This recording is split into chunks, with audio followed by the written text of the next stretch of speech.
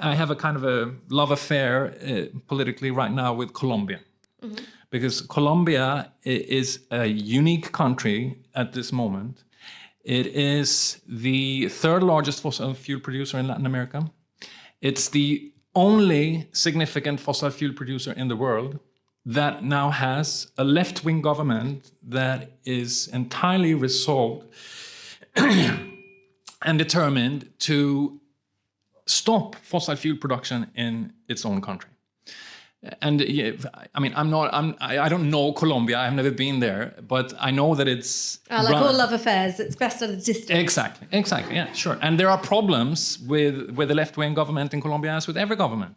But it's the best case that we have right now of a government that has actually banned the exploration of oil and gas, despite fossil fuels accounting for more than 50% of export from that country. So it's a country that has become extremely dependent on fossil fuel production. And that, you would imagine that a poor country like Colombia would not be able to actually get rid of fossil fuels. You would expect maybe a country like Canada or Australia or Norway to be much better positioned to doing that, or the UK for that matter, or the US.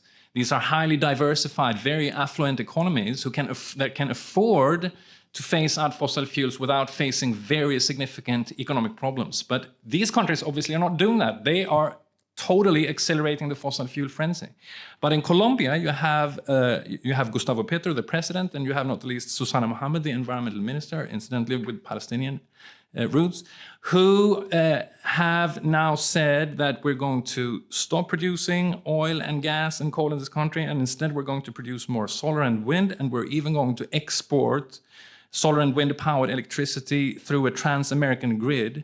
And Susana Mohammed just unveiled a massive public investment program. This is exactly the kind of policies that we need. And the left here should, I think, cultivate this love affair and talk much more about Colombia, because it's an actual model for what needs to be done. It's the kind of transition that we need to see, where fossil fuels are actually left in the ground by decisions made by a state on the basis of an electoral victory, because that's of course at the root of it.